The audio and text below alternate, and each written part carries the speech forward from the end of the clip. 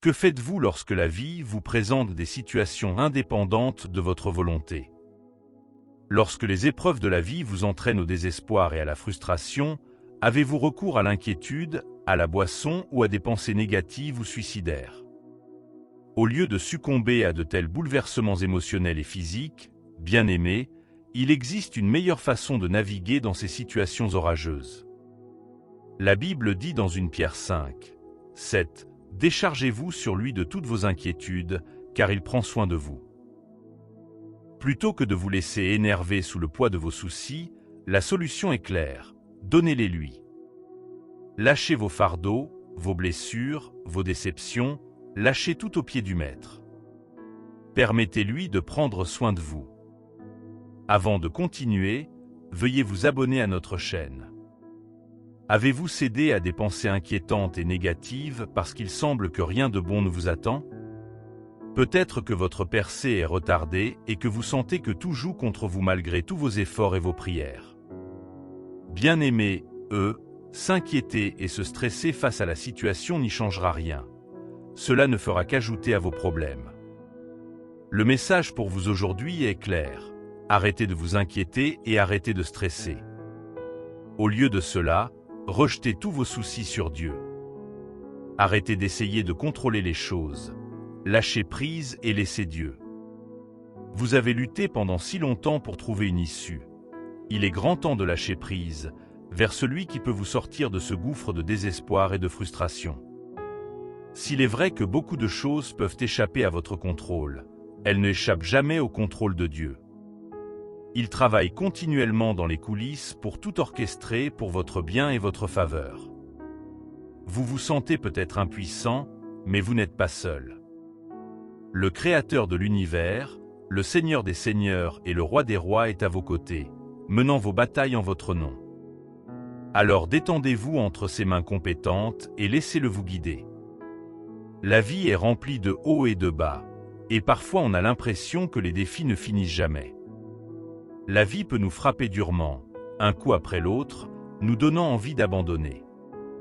Mais saviez-vous que vous pouvez trouver la paix au milieu de la tempête? Vous pouvez élever votre vie à un niveau où vous profitez vraiment des bénédictions que Dieu vous réserve. Cette transformation n'est possible que lorsque vous entretenez une relation personnelle avec Dieu. Imaginez un scénario dans lequel vous voyez l'enfant d'un collègue pour la première fois et le prenez dans vos bras de manière ludique. Vous remarquerez peut-être à quel point leurs petits corps deviennent raides et certains peuvent même crier en regardant leurs parents. Malgré vos bonnes intentions de les protéger et de les aider, ils pourraient avoir du mal à vous faire confiance parce qu'ils ne vous connaissent pas. Imaginez maintenant si c'était votre enfant dans ce scénario. Il ne réagira pas de cette façon parce qu'il sait qu'il est en sécurité avec vous. De la même manière, lorsque vous entretenez une relation profonde et personnelle avec Dieu, vous pouvez avoir confiance qu'il est toujours là pour vous aider et vous protéger, même au milieu des tempêtes de la vie. Alors laissez tomber vos soucis, courez vers lui, acceptez son amour et ses conseils, et expérimentez la paix de savoir que Dieu viendra pour vous. De nombreuses personnes éprouvent de l'inquiétude, du stress et de l'anxiété parce qu'elles n'ont pas de relation avec Dieu. Il est difficile de faire confiance à quelqu'un que l'on ne connaît pas, et la confiance n'apparaît pas comme par magie. Elle se nourrit à travers une relation. Dieu vous a déjà montré la preuve de son amour en vous offrant son don le plus précieux, son Fils unique. Il a fait cela pour que vous puissiez avoir la vie, mais ce n'est pas tout. Grâce au Christ, vous avez accès à tout ce dont vous avez besoin pour la vie et la piété. Alors la prochaine fois que le doute et l'inquiétude essaieront de vous submerger, rappelez-vous qui vous êtes, ce que vous avez et qui est votre aide. Gardez à l'esprit que votre assistant est toujours présent et jamais loin. Imaginez une personne ordinaire menaçant l'enfant d'un dirigeant mondial. Pensez-vous que cet enfant serait inquiet? Aussi féroce que puisse paraître l'ennemi, l'enfant est en sécurité dans son identité car il sait qui est son père. Voici une question. Savez-vous qui vous êtes? Savez-vous qui est votre Dieu Père? Comprenez-vous ce qu'il peut faire? Comprendre votre identité vous aidera à faire taire la voix qui murmure des doutes et tente de vous convaincre que les choses ne peuvent pas s'améliorer. C'est là que la confiance entre en jeu. Elle vient de la compréhension de ce que Dieu a déclaré à votre sujet. Comment parvenez-vous à cette compréhension? Vous y parvenez grâce à l'étude priante et à la foi en la parole de Dieu. Même lorsque votre situation ne correspond pas à celle-ci, vous choisissez de croire ce que disent les Écritures. C'est le chemin pour être si confiant que rien ne peut vous abattre. La Bible dit « Si Dieu est pour nous, qui sera contre nous ?» Enfant bien-aimé de Dieu, qui peut vous refuser votre promotion quand Dieu est avec vous? Aucune maladie ou rapport médical ne peut vous coûter la vie si Dieu n'a pas parlé.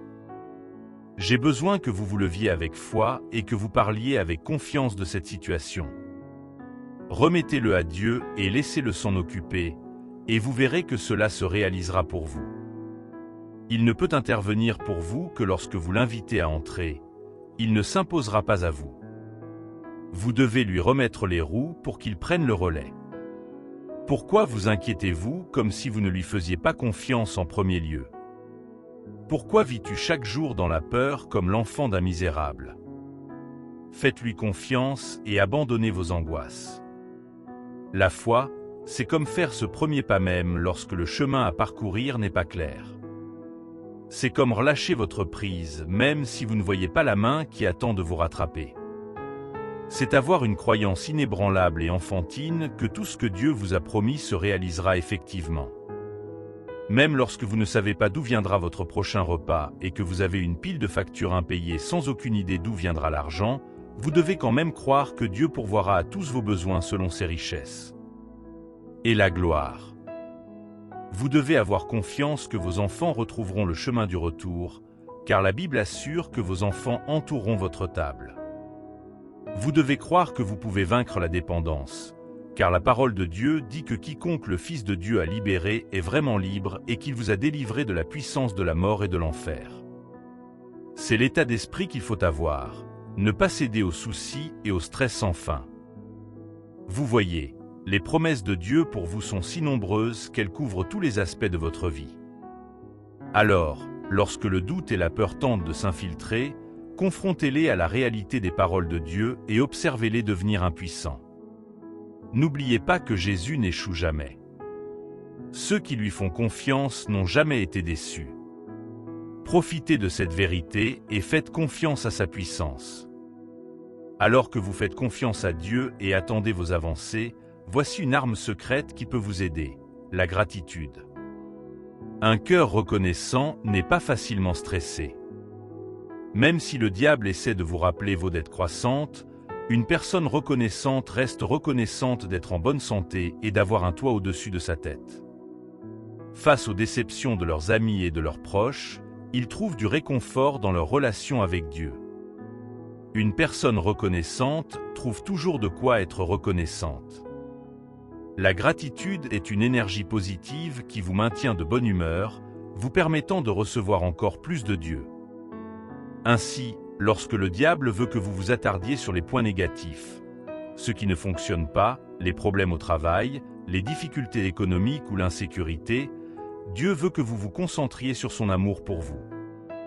Il veut que vous le voyiez, pas la tempête. En période d'incertitude, gardez votre foi, faites confiance aux promesses de Dieu et laissez la gratitude vous guider. Vous découvrirez que même face aux défis de la vie, vous pouvez rester ferme et vaincre, avec Dieu à vos côtés.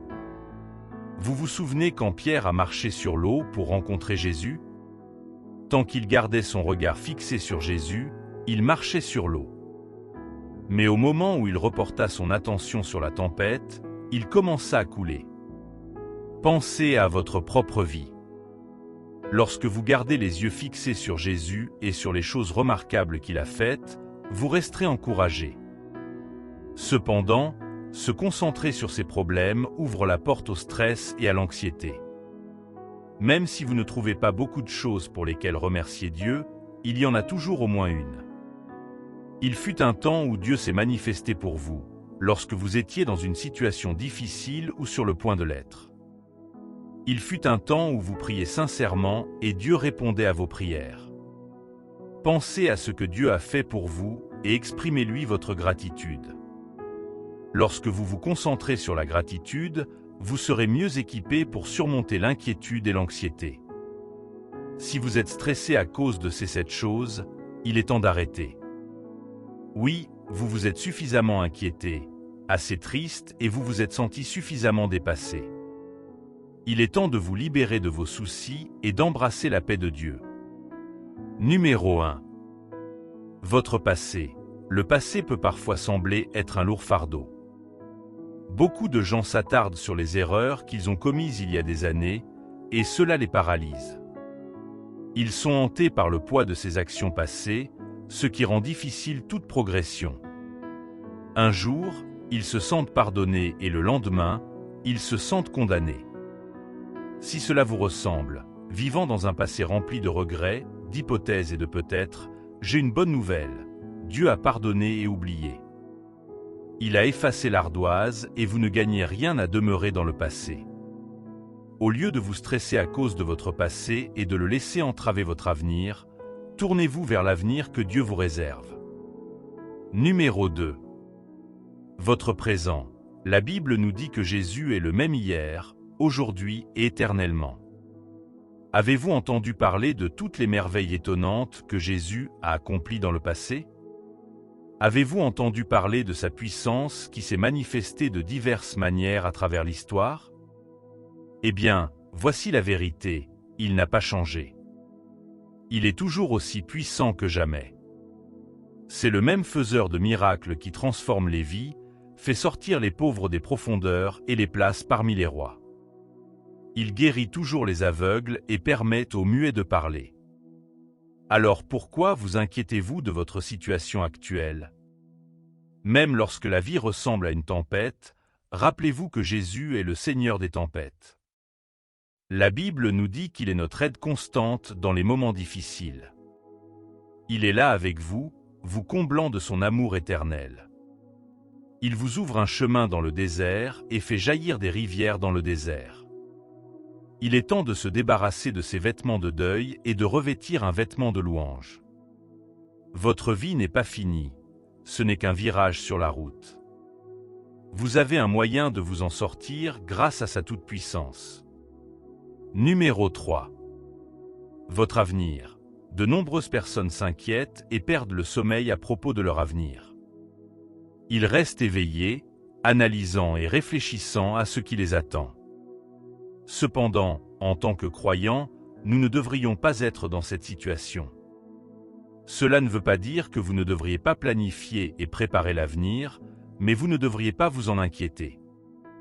Certains peuvent craindre de vieillir et de se sentir seuls, de passer leurs derniers jours sans aide ou de souffrir de maladies et de douleurs. D'autres s'inquiètent du déluge constant de nouvelles et de prédictions émanant de soi-disant experts et analystes. Est-ce votre avenir? Non. Votre véritable avenir est écrit dans les pages des Écritures. Dieu a déclaré dans Jérémie 29, 11 « Car je connais les projets que j'ai pour vous, déclare le Seigneur, des projets pour vous faire prospérer et non pour vous nuire, des projets pour vous donner de l'espoir et un avenir. » Bien-aimés, réjouissez-vous et soyez heureux car votre avenir est assuré entre les mains de Dieu. Faites-lui confiance et vous trouverez la paix, l'espoir et un avenir rempli de ses bénédictions. Numéro 4. Vos finances. La Bible offre des conseils clairs en ce qui concerne vos finances. Il vous dit de ne pas vous soucier de ce que vous mangerez ou de ce que vous porterez, car votre Père céleste prend soin même des lys et des oiseaux, veillant à ce qu'il ne manque de rien. Combien de plus pourvoira-t-il à vous, son enfant bien-aimé? Vous pouvez être assuré qu'il prendra soin de vos besoins financiers. La Bible souligne que c'est le Seigneur qui donne le pouvoir d'accéder à la richesse. Cela signifie que lorsque vous faites confiance à Dieu et comptez sur sa direction, vous ne manquerez jamais. Le mot « jamais » est ici essentiel. Lorsque vous avez foi en Dieu, vous n'éprouverez jamais de manque ou de besoin. Comme le dit judicieusement le psalmiste, « Je lèverai mes yeux vers les collines. » D'où viendra mon secours? Mon secours vient du Seigneur, qui a fait le ciel et la terre. Dieu est la source de votre aide, y compris de votre aide financière. Par conséquent, reposez-vous sur les promesses de Dieu, faites-lui confiance et permettez-lui de déverser ses bénédictions sur vous. Ces bénédictions dépasseront votre imagination la plus folle, vous guidant là où vous êtes censé être dans votre parcours financier. Numéro 5. Votre santé. Dans notre monde d'aujourd'hui, il est vrai que l'état de santé et le bien-être général des gens se détériorent. Des maladies étranges apparaissent quotidiennement, et certaines de ces affections sont si déroutantes que même les médecins peuvent avoir du mal à les diagnostiquer et à les traiter, laissant les gens mourir lentement. C'est la dure réalité à laquelle nous sommes confrontés. Mais voici une autre réalité dont vous devez être conscient, les promesses de Dieu concernant votre santé. Dieu promet de renouveler votre force comme celle de l'aigle. Il vous assure qu'il ne vous affligera pas des maladies de l'Égypte. Au lieu de cela, il déclare que si vous servez le Seigneur votre Dieu, il bénira votre pain et votre eau et vous débarrassera de la maladie. Si vous êtes malade, rappelez-vous que Jésus est votre guérisseur. Regardez la multitude de personnes qu'il a guéries dans la Bible et réfléchissez au nombre de personnes qu'il continue d'en guérir aujourd'hui. Qu'est-ce qui vous fait penser qu'il ne vous guérira pas? Qu'est-ce qui vous a convaincu que vous allez mourir de cette maladie? Pourquoi crois-tu que la douleur ne disparaîtra pas? Tous ces doutes et peurs sont des mensonges du diable.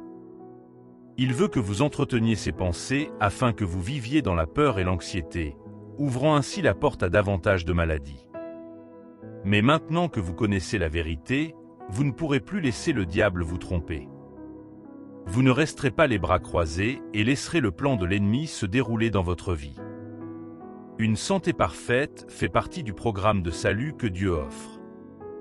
Il a déclaré que les habitants du pays ne diront pas qu'ils sont malades. Numéro 6. Vos enfants.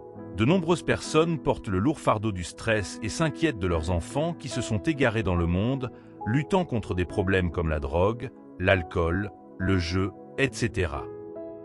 Malgré vos efforts pour les aider, que ce soit par des conseils, des prières ou des larmes, il peut sembler que rien ne fonctionne. Mais rappelez-vous ceci, les enfants sont un héritage du Seigneur. Dieu vous a confié cet enfant. Dieu a un plan pour cet enfant, et ce plan se réalisera sûrement, peu importe les efforts du diable pour l'égarer. Alors continuez à les aimer, priez pour eux et ayez foi qu'ils reviendront à la maison. Quelles que soient vos inquiétudes au sujet de vos enfants, ne vous laissez pas submerger. Vous ne les avez pas créés et vous n'êtes ni le Seigneur ni le propriétaire de leur vie. Vous êtes un gardien. Faites confiance au Seigneur de leur vie pour accomplir son œuvre, en les façonnant selon son plan divin afin qu'en fin de compte, leur vie lui apporte gloire. Numéro 7. S'inquiéter de tout. Vous n'êtes pas censé vous inquiéter ou vous inquiéter de quoi que ce soit dans votre vie. Tout ce à quoi vous faites face est entre les mains compétentes de Dieu. Il prend soin de vous et arrange les choses en votre nom. Souvenez-vous de sa parole dans Romains 8:28. Idi nous savons toutes choses, Dieu ouvre pour le bien de ce qu'elle aiment, qu'oentiate appelle silen son dessein. Pensez au moment où Jésus a vu une veuve pleurer la mort de son fils. Il a eu de la compassion pour elle et a ressuscité son fils. Vous n'êtes peut-être pas physiquement mort, mais votre situation peut sembler sans vie et sans espoir. Il se peut que vous ayez l'impression qu'il n'y a aucune issue pour vous.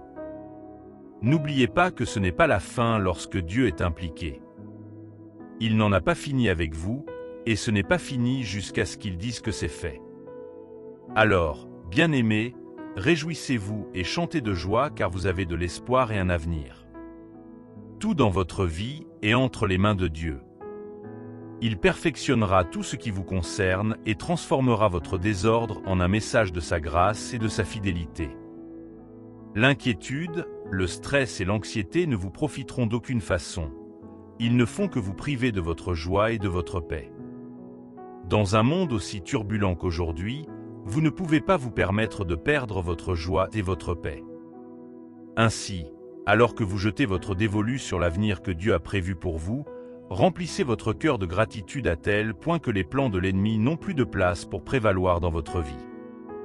Ne laissez pas le diable voler votre joie et continuez à profiter de la paix qui dépasse toute compréhension, même au milieu des tempêtes de la vie. Avec la foi dans le cœur, prions ensemble.